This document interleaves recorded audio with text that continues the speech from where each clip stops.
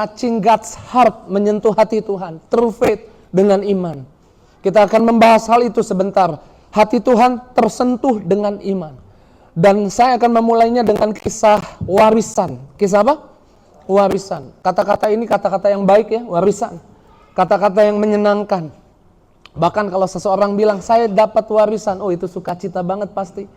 Karena warisan adalah sesuatu yang mungkin gak diusahakan, tapi diberi dengan cuma-cuma, diwariskan, warisan. Dan sebentar saya akan ambil dari perjanjian lama, ada sekelompok orang yang menuntut warisannya, yang menginginkan warisannya.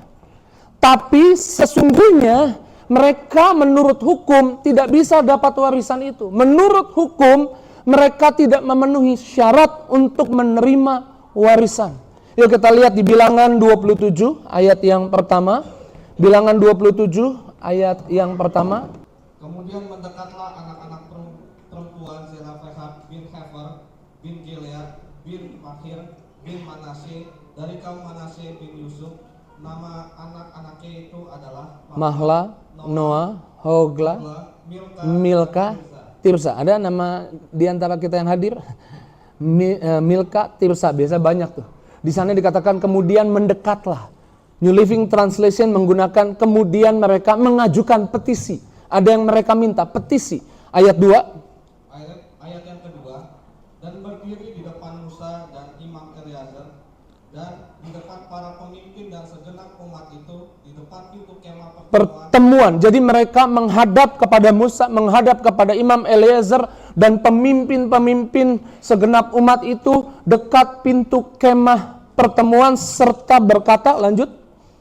Ayat yang ketiga, ayah kami telah mati di padang gurun, walaupun ia tidak termasuk dalam kumpulan orang yang bersepakat melawan Tuhan, ke dalam kumpulan Korah. Sebentar, ke dalam kumpulan Korah. Jadi ada sekelompok orang kumpulan Korah yang menentang, memberontak kepada Tuhan. Tapi ayah mereka dikatakan tidak termasuk. Dan Musa juga tahu, pemimpin-pemimpin bangsa Yahudi juga tahu, Imam Eleazar juga tahu itu. Dikatakan apa? Lanjut, Pak Ponce.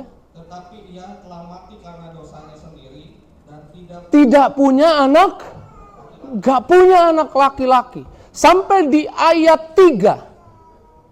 Hukum di zaman itu mereka hidup di bawah hukum Musa, hukum Taurat yang diberikan Tuhan. Sampai di ayat 3, ayat 4, tidak diatur anak perempuan mendapat hak waris, tidak diatur.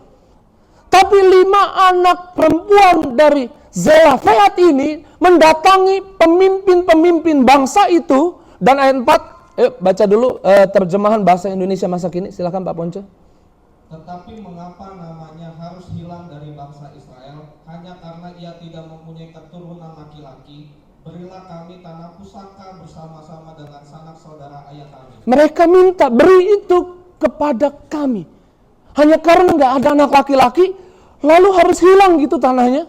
Karena memang mungkin ini bukan kejadian pertama kali. Ada orang punya tanah, tapi kemudian tidak punya anak laki-laki, nggak ada yang bisa diwariskan menurut hukum yang berlaku saat itu. Ya udah tanahnya jadi hilang, jadi atas nama yang lain karena nggak ada yang bisa diwariskan karena warisan hanya jatuh kepada anak laki-laki. Tapi 5 anak perempuan ini mendatangi Musa, mendatangi juga Imam Eleazar, pemimpin-pemimpin bangsa Israel. Saya percaya mereka datang bukan sekedar datang, tapi mereka memiliki keyakinan kalau Musa adukan kepada Tuhan, Tuhan pasti jawab apa yang mereka minta.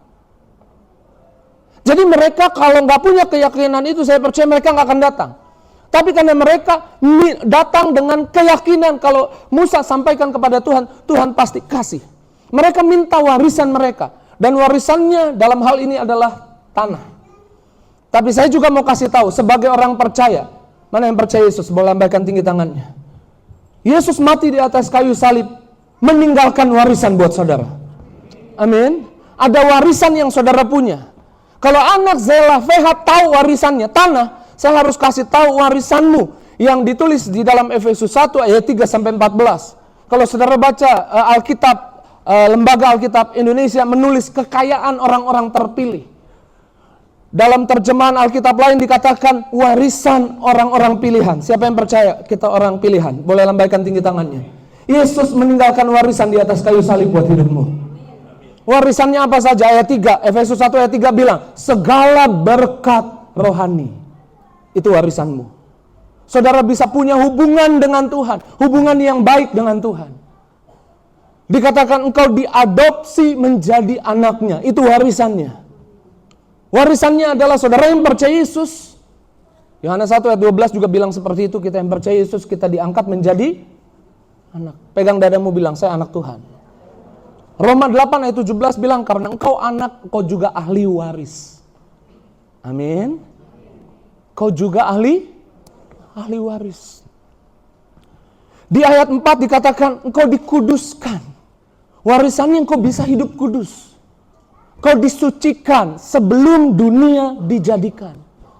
Dan warisannya juga engkau memiliki warisan pikiran yang damai, pikiran yang sukacita, pikiran yang tenang, pikiran yang bahagia. Karena semua pikiran terkutuk, semua pikiran yang merampok sukacitamu sudah ditebus oleh Yesus.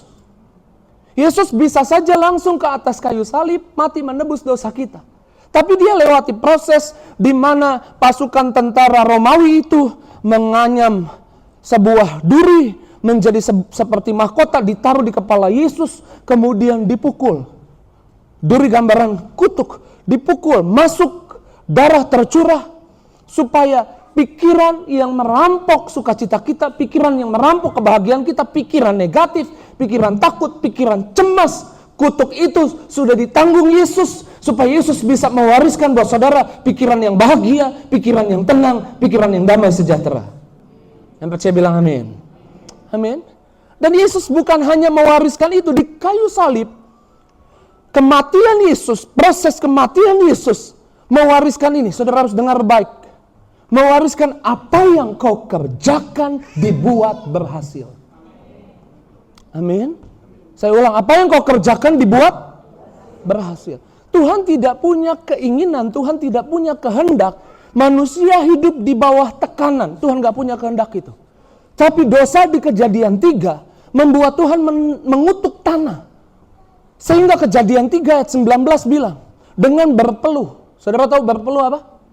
Berkeringat. Dengan berpeluh engkau akan susah payah mencari makananmu. Adam mengusahakan taman sebelum jatuh dosa beda dengan sesudah jatuh dosa. Sebelum jatuh dosa mudah, pohon-pohonnya berbuah semua. Tapi setelah jatuh dosa, yang dihasilkan semak duri. Kerja keras untuk dapat yang baik. Tapi di Taman Getsemani, Yesus doa. Yesus ajak muridnya dan Yesus bilang, kamu tunggu di sini. Lalu Yesus melangkah satu langkah. Dia kemudian berdoa. Lukas 22 katakan Yesus sangat ketakutan. Dan Yesus bilang, mau mati rasanya. Lalu peluhnya, keringatnya seperti tetes titik darah. Darah keluar bercampur dengan keringat. Kutuk berkeringat sudah ditebus Yesus oleh darahnya. Dan darahnya jatuh ke tanah.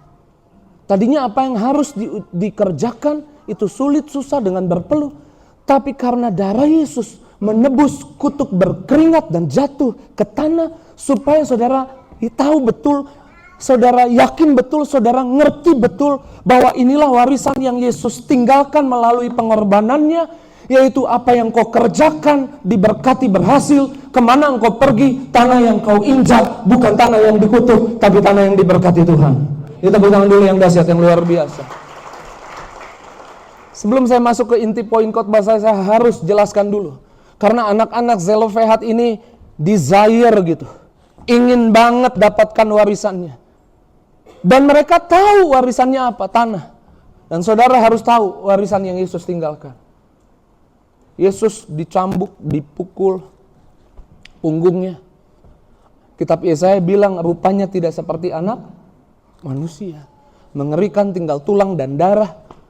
Gak seperti anak manusia. Kalau nonton film-film Yesus disalib masih seperti manusia kah? Masih. Itu jauh dari kenyataannya. Kenyataannya kita gak tahu itu binatang atau orang. Karena tinggal tulang dan darah. Kenapa Yesus lakukan itu? Karena dia tertikam oleh karena pelanggaran kita. Ganjaran yang harusnya ditimpakan kepada kita, ditimpakan kepadanya, supaya oleh bilur-bilurnya kamu menjadi sembuh. Amin.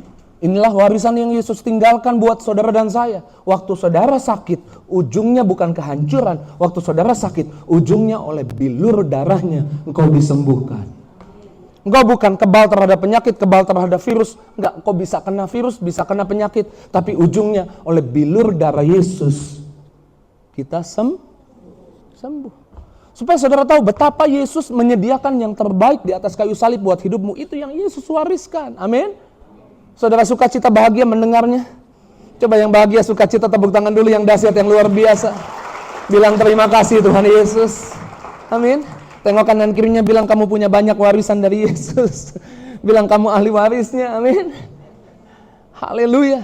Dan Yesus sangat kekurangan barang materi di kayu salib. Yesus sangat miskin. Yesus yang dia bawa hanya tinggal baju di kayu salib. Bahkan bajunya diambil oleh tentara-tentara Romawi, pasukan Romawi itu. Diolok-olok, dijadikan undi. Ayo siapa yang mau kita berjudi deh untuk baju raja nih. Sehingga Yesus nggak pakai baju. Yesus nggak pakai apa-apa di atas kayu salib. Apa yang Yesus lakukan? Yesus tidak punya apa-apa di atas kayu salib supaya dia mewariskan buat saudara dan saya selama hidup di bumi. Saudara bisa punya apa-apa. Yesus jadi miskin supaya kita tidak menjadi miskin. Supaya kita jadi kaya. Amin. Saudara harus punya mental kaya karena Yesus sudah jadi miskin. Bukan takut miskin, beda. Saudara nggak boleh takut miskin. Saudara nggak bisa percaya kalau bisa miskin. Karena Yesus sudah miskin di atas kayu salib. Nggak punya uang, nggak ada di saldo tabungan. Kalau cek ATM, mau nangis rasanya nol, kan bahkan mungkin minus. Tapi nggak punya mental miskin, nggak minta-minta sama orang. Karena yakin, karena percaya Yesus sudah miskin, aku nggak mungkin miskin. Nah saya mau saudara sama seperti anak Zelofehad nih. Zelofehad kalau bahasa Indonesia, bahasa Inggris Zelofehad. Zelofehad, kenapa dia tahu warisannya? Dan dia minta, dia desire gitu, dia pengen warisannya. Menurut hukum nggak bisa, kamu nggak bisa dapat. Menurut hukum nggak diatur, kamu nggak bisa. Makanya Musa bilang gini, oke deh kalau gitu tunggu ya, saya tanya Tuhan dulu. Lalu di ayat 5, boleh dibuka ayat 5. Oke, di ayat 5, lalu Musa menyampaikan perkara itu ke hadapan Tuhan. Ayat 6 saya nggak tulis, tapi ayat 6 bunyinya gini, maka berfirmanlah Tuhan. Ayat 7 silakan, rekan saya Ponce bisa bacakan. Ayat 7. Ayat yang ke-7, perkataan anak-anak perempuan Zelofehad itu benar. Sebentar.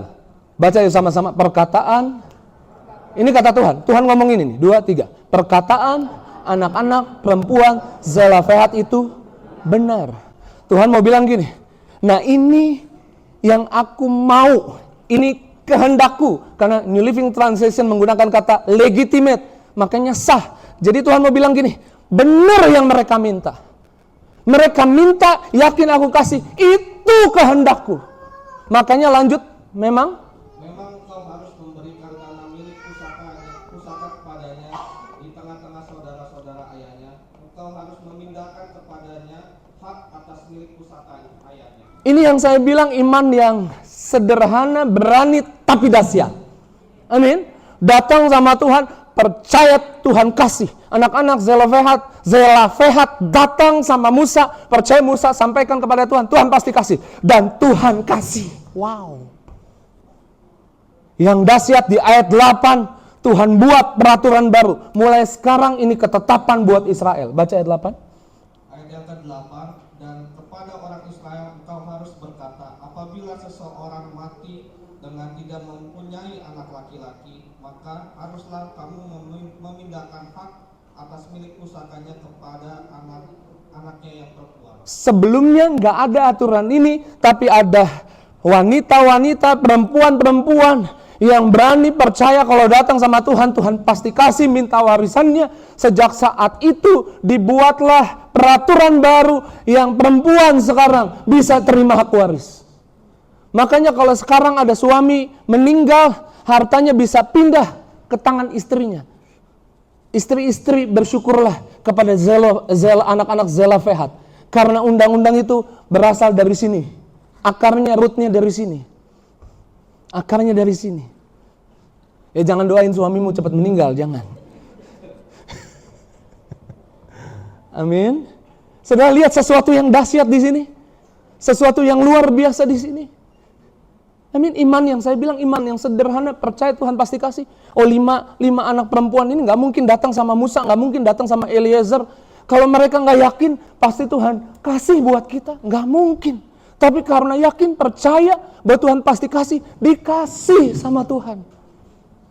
Tuhan suka dipercaya. Pak, Bu, anak muda, Tuhan suka dipercaya. Tuhan suka digunakan. Maksudnya apa sih Pak Pendeta? Dengan segala hormat, Tuhan suka dimanfaatkan. Mana tampilkan slide saya, bicara tentang itu. Tuhan suka dipercaya, Tuhan suka digunakan. Makanya Tuhan bilang begini, akulah roti. Halo? Ini pendiam semua, belum makan apa gimana ini? Akulah roti hidup. Apa yang kita lakukan dengan roti? Kalau lapar, gunakan, makan. Akulah air hidup. Apa yang digunakan dengan air kalau kita haus? Gunakan, minum. Akulah terang. Kata Yesus, apa yang digunakan dengan terang? Pakai terangnya kalau gelap. Kalau nggak jelas situasi yang nggak ngerti, saudara harus hadapi. Pakai terangnya. Tuhan suka dimanfaatkan. Kalau saudara manfaatkan saya capek dimanfaatin sama saudara. Tapi Pak Jimmy ketawa. Tapi kalau saudara manfaatin Tuhan, Tuhan senang dimanfaatkan. Kalau boleh ditampilkan nggak apa-apa ayatnya, siapin nih. Yohanes 4 ayat 6 dan siapin nanti ayat 33. Di Yohanes 4 ayat 6, Yesus sangat letih. Oh nggak bisa, nggak apa-apa, catat aja. Yohanes 4 ayat 6, Yesus dalam perjalanannya sangat letih, capek banget, sangat letih. Lalu Yesus duduk, Yesus bilang kita istirahat sebentar di dekat sumur Yakub. Yang kemudian datanglah wanita yang punya 5 suami, tapi tinggal bersama laki-laki yang bukan, oh iya pelakor ya, pelakor. Sama pelakor. Lalu pelakor itu cerita sama Tuhan, ngobrol sama Tuhan, dan dipulihkan hidupnya. Yesus lagi sangat letih nih. Murid-murid pergi ke kota untuk cari makanan buat Yesus, cari minuman buat Yesus. Yesus lagi sangat letih. Ada wanita yang mengambil kuasa Yesus tuh, dipulihkan. Lalu murid-murid pulang, kembali mendekati Yesus, dan mereka bertanya satu dengan yang lain. Saudara baca di Yohanes 4 ayat 33 bunyinya gini. Mereka saling bertanya, siapa yang kasih makan guru kita? Siapa yang bawain Yesus makan? Kenapa? Karena mereka melihat Yesus segar. Kalau saudara manfaatkan saya capek, saya lelah, saya marah. Tapi kalau saudara manfaatkan Tuhan, saudara manfaatkan Tuhanmu, saudara manfaatkan Yesus, Yesus tambah segar. Yesus tambah sukacita. Tuhan cemburu ilahi sama saudara karena saudara manfaatin orang lain. Saudara manfaatin bosmu, saudara manfaatin temanmu yang punya jabatan, saudara manfaatin orang tuamu yang mungkin orang kaya, saudara manfaatin keluargamu mungkin yang bisa tolong buka jalan. Saudara lupa manfaatin Tuhan. Tuhan suka dipercaya. Kenapa diem semua nih kayaknya? Kayak tertuduh. Iya. Tapi kan kita selalu aji mumpungnya sama orang, bukan sama Tuhan. Tuhan mau saudara manfaatin Tuhan. Ada wanita pendarahan 12 tahun. Saudara tahu pasti kisahnya kan? Nih hukum Taurat mengatur nih wanita pendarahan harus diam di rumah. Kenapa? Karena tempat di mana dia duduk tempatnya jadi najis. Hukum Taurat yang bilang. Tempat yang dia sentuh tempatnya jadi najis. Harus 7 hari tuh najisnya. Jadi dia nggak boleh kemana-mana. Tapi wanita pendarahan 12 tahun, kemana dia? Waktu Yesus datang. Dia mendekati Yesus. Dia nggak boleh nyentuh orang. Itu melanggar hukum. Tadi yang kita lihat. Perempuan-perempuan, anak Zelofehad. Imannya melampaui hukum. Hukumnya diperbaharui oleh Tuhan. Karena ada orang yang beriman. Amin. Tim saya, baru nikah, pengen punya anak, setelah setahun, 2 tahun, nggak punya anak, 3 tahun, kemudian ke dokter. Dokter bilang, nggak bisa punya anak. Kalau punya anak susah banget, harus terapi segala macam. Istrinya nangis. Udah ke dokter sana, dokter sini nggak bisa. Akhirnya saya bilang, udah percayalah Tuhan pasti tolonglah, udah doa aja. Akhirnya mereka berdoa, mereka pakai iman. Dan kemudian istrinya hamil. Sekarang anaknya nanti tanggal 11 ulang tahun, usia 3 tahun. Iman melampaui hukum ilmu pengetahuan. Amin. Iman itu nyentuh hati Tuhan. Makanya saya suka bilang, dalam kesimpulan saya, petisinya anak-anak Zelofehad bukan cuma didengar Musa, didengar Imam Eliezer, didengar pemimpin-pemimpin bangsa Yahudi di dekat kemah pertemuan itu, tapi perkataan, kerinduan, keinginan mereka, rasa percaya mereka menyentuh hati Tuhan. Amin. Dan wanita pendaran 12 tahun, Yesus datang, dia keluar. Oh, ini udah melanggar hukum nih, dia nggak boleh. Kalau ikut hukum Musa dia nggak bisa sembuh. Tapi ada yang beda dengan dia. Dia punya keyakinan. Tuhan jawab doanya. Saya ulang, ada yang beda dengan dia.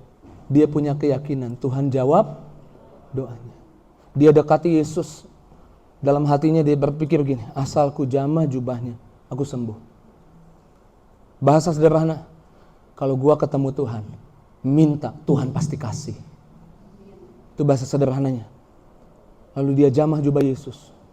Tiba-tiba dia merasakan tubuhnya sembuh, sehat. Dan kemudian Yesus nengok. Yesus bilang, siapa yang jamah aku karena ada tenaga keluar? Ada yang manfaatkan tenagaku. Siapa yang jamah aku? Yesus nengok ke belakang dan murid-murid bilang, guru, banyak orang tadi jamah kamu. Yesus bilang, enggak. Siapa yang sentuh hatiku? Aku mau lihat orangnya. Yesus bukan mau memarahi wanita itu. Menurut saudara, Yesus tahu nggak dia pendarahan? Halo? Tahu.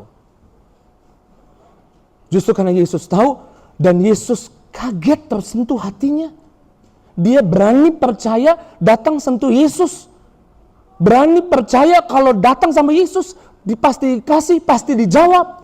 Maka Yesus amazed, Yesus tersentuh hatinya dan Yesus nengok. Mana, siapa yang sentuh aku? Ada tenaga keluar dari diriku.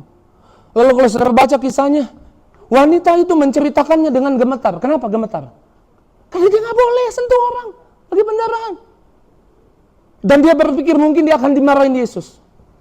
Tapi Yesus ternyata jawab apa? Yesus bilang, imanmu menyelamatkanmu. Ini kalau Yesus kita terjemahin bahasa sekarang nih, bahasa anak-anak sekarang. Lo keren banget. Gue suka sama lu. Lu keren banget. Lu tahu hati gue. Lu nyentuh hati gue. Karena engkau menyentuh hatiku, nggak bisa tahan. Ada kuasa keluar dari diriku. Dan akhirnya kamu sembuh. Lu keren banget.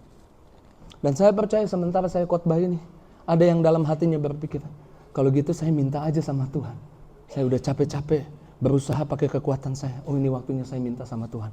Saya percaya kalau saya minta sama Tuhan, Tuhan pasti kasih. Dan saya percaya ada di antara kita yang dalam hatinya seperti itu. Dan itu menyentuh hati Tuhan. Saya ulang, itu menyentuh hati Tuhan. Siapapun yang menyentuh hati Tuhan, percayalah engkau pulang bawa jawaban doa, engkau pulang bawa mujizat, engkau pulang bawa berkat, engkau pulang bawa kesembuhan, engkau pulang bawa jalan buat anak-anakmu, bawa kasih sayang Tuhan buat hidupmu, bawa kebaikan Tuhan buat hidupmu. Ya, tepuk tangan yang dahsyat, yang luar biasa buat Yesus. Tuhan suka dipercaya. Sudah terlalu lama kita mungkin manfaatkan orang. Ini waktunya manfaatkan Tuhanmu. Tuhanmu suka dimanfaatkan kamu. Amin. Amin. Siapa yang mau doa dan percaya doanya pasti dijawab? Siapa yang yakin kalau anak Zelofehad minta dan dijawab? Kalau wanita pendaran berani minta dan dijawab, kita juga doa pasti dijawab. Saya mau lihat tangan-tangannya. Saudara lagi menyentuh hati Tuhan. Imanmu menyentuh hati Tuhan. Saya percaya saudara pasti pulang bawa sesuatu dari Tuhan, bawa berkat dari Tuhan. Ya, tepuk tangan yang dahsyat, yang luar biasa buat Yesus. Iman itu melampaui hukum, iman itu melampaui ruang waktu. Abraham diajar beriman oleh Tuhan. Abraham, pergi keluar, lihat, hitung bintang. Kalau engkau bisa hitung demikian banyaknya nanti keturunan, belum punya anak. Tapi Tuhan ajarin dia beriman. Hitung pasir, Tuhan ajarin dia beriman. Demikian banyaknya nanti keturunanmu. Setelah punya anak, Tuhan amazed, Tuhan kagum kepada Abraham di Kejadian 22. Ketika Tuhan bilang persembahkan Ishak di gunung, di bukit Moria. Lalu dia bawa Ishak, karena dia punya iman. Nanti Allah sediakan korban dombanya. Dan di atas gunung itu ada statement Allah menyediakan. Allah tersentuh dengan hatinya Abraham yang beriman. Iman berkali-kali menyentuh hati Tuhan. Imannya Ishak menabur di tanah yang kering, menyentuh hati Tuhan, membuat Tuhan memberkati 100 kali lipat apa yang dia tabur. Amin. Imannya Petrus yang mungkin sudah menyangkal 3 kali. Tapi kemudian Yesus meeting berdua, apakah dengan Petrus engkau mengasihi aku? Petrus gak lari dari Yesus. Kalau dia gak punya iman, dia sembunyi, dia takut. Tapi dia punya iman, Tuhan sayang dia. Imannya membuat hati Tuhan tersentuh. Dan dia orang yang dipercaya untuk khotbah pertama kali. Dan 3.000 orang bertobat. Amin. Iman menyentuh hati Tuhan membuat kuasa turun. Sehingga Petrus jalan. Bayangannya menyentuh orang, sembuh. Iman menyentuh hati Tuhan. Sampai hari ini. Sampai sore hari ini. Saya percaya sementara khotbah ini disampaikan, imanmu sedang dibangkitkan. Dan sementara saudara beriman, bukan hanya waktu Abraham, Ishak, Petrus, tapi di tempat ini, sore ini, saya beriman, Tuhan hatinya disenangkan. Dan saudara pulang pasti bawa kebaikan Tuhan. Dia tepuk tangan yang dahsyat, yang luar biasa buat Yesus.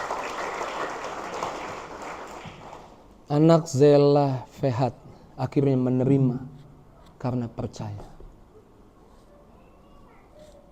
Warisan dari Yesus ada untukmu. Tadi kan Efesus kan? Mana slide-nya boleh ditampilkan? Warisan dari Yesus ada untukmu. Maukah kamu mewarisinya? Maukah kamu mengambil dengan iman apa yang sudah dibayar mahal oleh Yesus buat hidupmu di atas kayu salib? Saya suka bilang semua yang saudara perlu selama hidup di bumi sudah dibayar di atas kayu salib. Yang percaya bilang amin. Dan itu semua bisa diakses dengan iman. 1 Yohanes 5 ayat 14, silahkan Pak Ponce bacakan buat kita. 1 Yohanes 5 ayat yang ke-14. Dan inilah keberanian percaya kita kepadanya, yaitu bahwa Ia mengabulkan doa kita jikalau kita meminta sesuatu kepadanya menurut kehendaknya. Yuk kita baca sama-sama sekali lagi. Dan inilah keberanian percaya kita kepadanya, yaitu bahwa Ia mengabulkan doa kita jikalau kita meminta sesuatu kepadanya menurut kehendaknya. Kata kita ganti saya sekali lagi 2, 3. Dan inilah keberanian percaya saya kepadanya, yaitu bahwa Ia mengabulkan doa saya jikalau saya minta sesuatu kepadanya menurut kehendaknya. Dan yang diminta anak Zela Fehat itu, Tuhan bilang, itu yang aku mau, itu benar, itu sah, itu kehendakku. Kok dia ngerti ya? Itu kehendakku. Hari ini kalau engkau datang sama Tuhan dan bilang kau datang sama Bapa di surga, Bapa surgawi, Yesusku sudah mati di atas kayu salib, menyediakan segala berkat rohani, menyediakan kekudusan, menyediakan pikiran yang kudus, pikiran Kristus, menyediakan yang kukerjakan dibuat berhasil. Yesus mewariskan itu bagiku. Karenanya aku datang, aku minta kepadamu. Apa yang Yesus wariskan itu jadi milikku. Dan itu kehendaknya, saudara minta itu. Karena anak Zela Fehat minta. Dan itu kehendak Tuhan. Kehendak Tuhan. Saudara enggak diam, tapi saudara minta sama Tuhan. Amin. Dan waktu saudara minta, Tuhan bilang, nah, kamu doa sesuai kehendakku. Makanya harus beriman. Sama-sama bilang saya harus beriman. Yuk 1 Korintus 11, Ibrani 11 ayat 1, iman apa? Saya ambil dari Amplified Bible. Sampai di poin ini dulu saya mau tanya, saudara diberkati, saudara dikuatkan. Mana tangan-tangan yang diberkati, dikuatkan. Sama-sama bilang saya percaya waktu saya doa, Tuhan pasti kasih. Bilang dulu kanan kirinya kuatkan waktu kamu doa, Tuhan pasti kasih gitu, kasih tahu. Amin. Tuhan pasti kasih. Ya tepuk tangan dulu yang dahsyat, yang luar biasa. Pemain musik boleh siap-siap. Minta nada di G. Hegi boleh mainkan keyboardnya nada di G. Silahkan Pak Ponce, Ibrani 11 ayat 1. Ibrani 11 ayat yang pertama, iman adalah kepastian. Sama-sama bilang, kalau saya punya iman, saya punya kepastian. Amin. Iman adalah kepastian. Dalam kurung apa? Akte kepemilikan. Karena kita ngomong warisan, akte waris. Waktu saudara beriman, saudara sedang pegang akte waris. Amin. Dari hal yang diharapkan. Dalam kurung dijamin secara divine, supranatural. Panca indera kita nggak bisa ngerti, nggak bisa sentuh, nggak bisa raba. Tapi waktu kita percaya, itu sudah ada. Kita pegang akte waris. Kalau saudara beriman, saudara yang beriman, saudara doamu pasti dijawab. Itu sama dengan saudara sedang pegang akte waris. Next slide, sebagai ahli waris dalam Kristus, kamu sudah memegang akte waris. Ibrani 9 ayat 16, silakan. Ibrani 9 ayat 16, kalau ada surat warisan, harus juga ada buktinya bahwa orang yang membuat surat itu sudah meninggal. Yuk kita baca sama-sama. Kalau ada surat warisan, harus juga ada buktinya bahwa orang yang membuatnya itu sudah, siapa yang buat? Yesus. Gimana kita membuktikannya? 1 Korintus 11 ayat 26. 1 Korintus 11 ayat 26. Nah, sesuai perkataannya itu, setiap kali kita makan roti dan minum anggur dalam perjamuan kudus, artinya kita sedang memberitakan kematian Yesus sampai Dia datang kembali nanti. Artinya, next slide, waktu saudara perjamuan kudus, imanmu itu seperti akte waris. Waktu saudara perjamuan kudus, saudara pakai imanmu, pakai akte warismu, datang dan berkata, yang tulis waris sudah mati, dan aku mau ambil warisannya. Waktu saudara perjamuan kudus, saudara sedang lewati proses serah terima. Serah terima warisannya. Jadi saudara harus perjamuan kudus itu punya sikap yang bahagia, punya sikap yang sukacita. Karena waktu saudara perjamuan kudus, saudara sedang angkat tubuh Yesus, saudara sedang angkat darah Yesus. Yesus sudah mati di kayu salib. Ini bukti kematiannya. Aku sedang mengingat kematiannya. Dan Dia mewariskan sesuatu. Akte waris jadi sah, warisannya bisa diterima. Kalau ada surat kematian dari orang yang menulis waris itu, orangnya sudah mati, dan Yesus sudah mati buat kita. Waktu saudara perjamuan, ada serah terima dari surga untuk kesembuhanmu, untuk mujizatmu, untuk jawaban doamu, untuk apa yang kau rindukan terjadi buat hidupmu, buat anak-anakmu. Ya, tepuk tangan yang dahsyat, yang luar biasa buat Yesus. Jangan biarkan apa yang Yesus wariskan bagimu hilang sia-sia.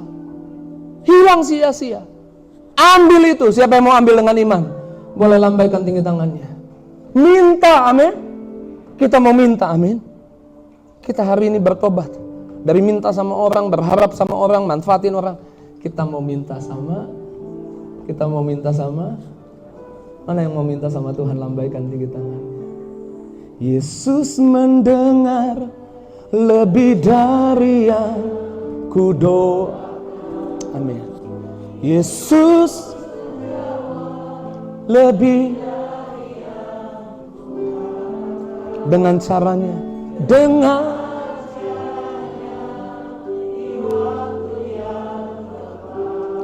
ku kan melihat, katakan, ku kan sambil angkat tanganmu, boleh jemaat saja. Yesus mendengar, katakan, Yesus mendengar lebih dari yang kudoakan. Sambil tutup matamu, angkat tanganmu, katakan, Yesus menjawab.